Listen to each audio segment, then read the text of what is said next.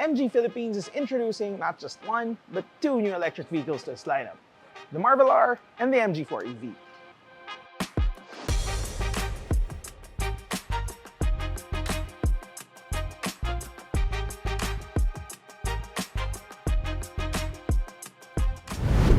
The MG4 is a hatchback. MG isn't calling it a crossover because, yeah, it's not. It's a bit small for a crossover. But it is a very sporty looking hatchback with these aggressive looking headlamps and these sharp lines all around the front fascia. There are two variants of this one available, but there aren't a lot of external changes between the two, save for the rear, which has a ducktail spoiler here on the base variant, and it has a bigger wing on the top spec variant. And this one also sits on 16-inch steelies with aero covers. They're not hubcaps. While the top spec variant gets 18-inch wheels with aero covers as well. Now, before we head on over to the Marvel R, let's check out the interior of this one first. MG4 has a nice spacious cabin clad in a mixture of hard and gloss black plastics, some leather here and there, and fabric seats. You can find the controls on the steering wheel, which by the way has a flat bottom and a sort of flat top to it. Behind it is a small instrument cluster with a nice, clear, and colorful display. Of course, at the middle, you have this wide infotainment system with Apple CarPlay and Android Auto connectivity. You also won't find a gear shift lever here, but instead you get this knob to shift from park to drive. Overall, it's a very nice cabin to be in. Unlike the MG4, the Marvel R has a very SUV-like styling to it. It's sleek and it's very stylish. It actually has C-shaped headlamps that remind me a lot of the Toyota Crown SUV. At the back, you have more of that typical SUV styling, and it really doesn't have that outrageous or futuristic looking styling of the newer EVs of today. And now let's check out the interior. The Marvel R has a much more premium interior. It's got a lot more leather and, of course, a lot more screen. It's got this absolutely humongous infotainment system right at the center of the cabin, which by the way projects the entirety of Apple CarPlay. Interior design here is a bit more intricate and it just feels a lot more luxurious overall. It also has other features such as the ambient lighting of the side panels and the sizable sunroof up top. This cabin can easily compete with what other SUVs in the market currently offer. We're now inside the MG4 EV and they've prepared a short course for us. There's a few tests here, acceleration and braking, and there's a short slalom gymkhana sort of course, and we're gonna try out acceleration and stopping power, and we're gonna try out the handling of this car. Once I shift to drive, as I've been told earlier, parking brake automatically disengages, and this has a few drive modes. How can I access the drive modes again? Yeah, so this one. So right now we are in normal mode. Can I switch to sport mode? Yes. Let's switch to sport mode. So there's also a custom mode available, so you can modify the horsepower, steering, pedal force, energy recovery as you would like to, but let's just switch to the standard sport mode. Right, we're now in drive and we're gonna head out. Line it up here and you guys ready? Cap it. Right. Don't know what speed I'm gonna hit.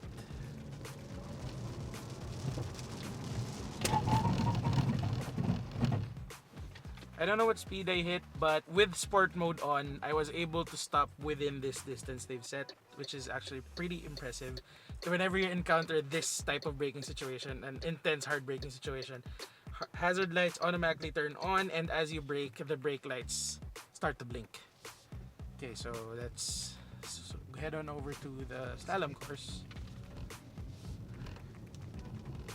The ride is comfy. I can feel it here as we're driving around Bridgetown. These aren't exactly the perfect roads, and there's little NVH. NVH levels are kept to a minimum vibrations. I don't hear much of the road outside. I do hear the raindrops, but that's fine. And steering is light, even with sport mode on. Yeah, it's light. I'm not sure if other people would prefer that, but yeah. Okay, so the course is set. It's raining quite hard right now, so it'll also be a good test of the grip of the Bridgestone EV tires on this car. So I guess let's go. Let's not go too fast through this course.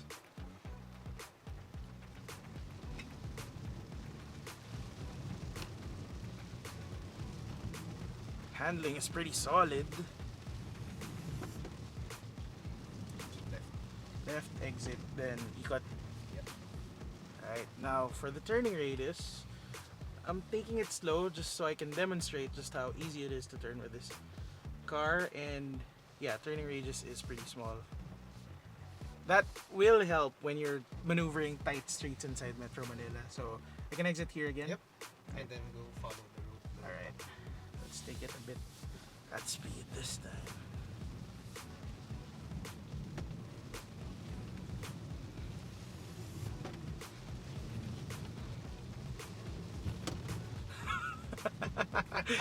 Is our camera woman okay at the back? Let's switch to, let's try eco mode just so I can feel the acceleration change. Yeah, it suppresses the powertrain a bit more for more economical driving, of course. We can also turn on high energy recovery mode. This is similar to what other EVs can do. It makes the engine braking, if you would, it makes it more aggressive, just so you'll have more recovery through braking, just so when you lift off the gas like this, it's gonna brake a bit hard, whereas if you turn it to low, it's just gonna coast when you release the gas pedal. Oh, there is, yeah, I feel the change in the steering when you switch from sport to something lighter. Overall, it's a very comfy car to drive. Ride is great, and steering is very light. Perfect city car. I can imagine driving this in traffic-riddled streets and be fine with it. By the way, what we're driving right now is the top spec variant of the MG4. This has a 64 kilowatt hour battery, has 200 horses and 250 newton meters of torque, and has a range of 430 kilometers on one full charge. The base spec MG4 has a 51 kilowatt hour battery with a total output of 170 horsepower and 250 newton meters of torque. That one has a range of what? 350 kilometers. 350, right. One pedal driving mode feels a bit intuitive once you get into it. You just have to remember not to step on the brakes. Nice for bumper to bumper traffic. Yeah. It's gonna be comfortable to use in heavy traffic. So now we're inside the Marvel R, and I'm now tweaking this huge head unit that we've been tinkering with all day.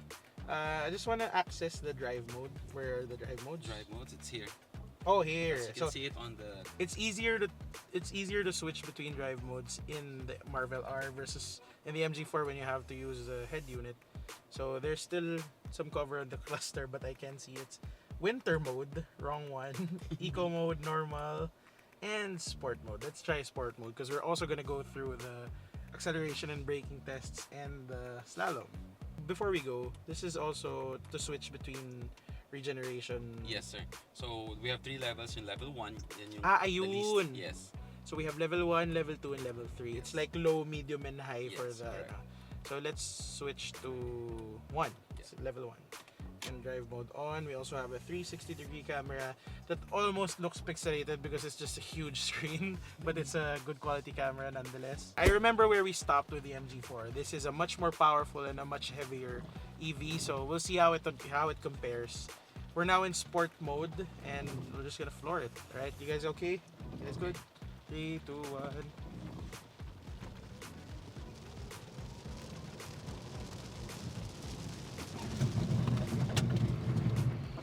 Wow, those brakes are powerful. Correct. Wow. Acceleration felt much quicker in the MG4, but the stopping power is night and day. Wow. Baon yung pedal. Grabe, that's impressive. I wonder what brand these brakes are. These OE brakes, do you know? I what think you so. know? I think it's original from the MG. Oh, that's cool. And as with the MG4, NVH levels here are also kept to a minimum. It's pouring outside, but it's pretty quiet inside the cabin. Relatively quiet here. And we're now in sport mode, so does it also tweak the suspension or no? It feels a little bit stiffer pag naka-sport Sport mode. mode. And the steering wheel also. But Oh. not that much. The steering wheel, oh yeah, I feel the steering wheel. The suspension, probably not that, or we might need a more extensive test for Yeah. that. But the steering, it's also a lot lighter when it's in normal mode, Alright, let's go. Let's take it a bit slow for the first run, just see how it feels. This one runs on Michelin's, right? Yes.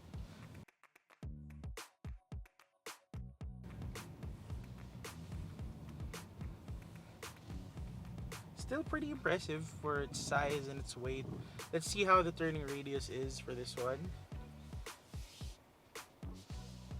It's pretty big considering its size, but still able to make a turn on a 2-lane highway, so that's good. Okay, so we're gonna enter it again. Alright, Okay. let's take it a bit quicker this time.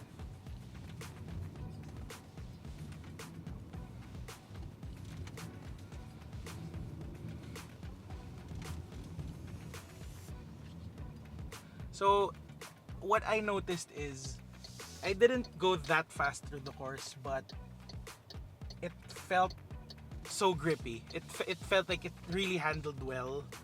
I am curious to see how this one will take twisties at speed. Solid eh. The grip is there, and it's pretty precise for that, at least for that course. It feels pretty precise. So let's try with regen mode set to 3. Yeah. So try to floor it, then let go, so you can feel the engine brakes. Ah yeah. It's not as aggressive as the high mode in Yes. the MG4, but it's also still there. This one have one pedal driving? Or no? I don't think so compared to Okay. the MG4. Okay. So even with the sport mode on, at least it doesn't feel truckish. It doesn't feel like your typical SUV with a hydraulic steering. It's still pretty light. So let's try switching to eco mode. Alright, so it's starting to feel sluggish compared to earlier. Let's try flooring it with eco mode on. So yeah, it suppresses the powertrain as well, quite aggressively actually. That's good. When you're driving in the city, you don't really need sport mode. Especially in EDSA. Yeah, if you're in stop and go traffic anyway. So we're not going to be able to try out features like adaptive cruise control Yes. and lane keep assist or blind spot monitoring, because we're only driving around this short course here in Bridgetown. But this has been a pretty good preview, a pretty good test of what these EVs are capable of, and I'm eager to try these out on public roads once we're able to test them out properly. I'm standing beside the top spec MG4 EV, which we drove earlier. Unfortunately, it is outside where it is pretty loud. Just to give you a quick look of just how different this is from the base variant which we featured earlier, is that this one sits on 18-inch wheels with Bridgestone EV tires, and it has a large wing out back. There aren't any available official prices yet as of this shoot, but we were told that the MG4 will be priced about 1.4 to 1.5 million pesos for the base trim and 1.7 to 1.8 pesos for this higher spec variant. Now, as for the Marvel R, there is just one variant available, and it could be priced anywhere between 2.5 to 2.7 million pesos. What do you guys think of MG's newest EVs? Let us know in the comment section.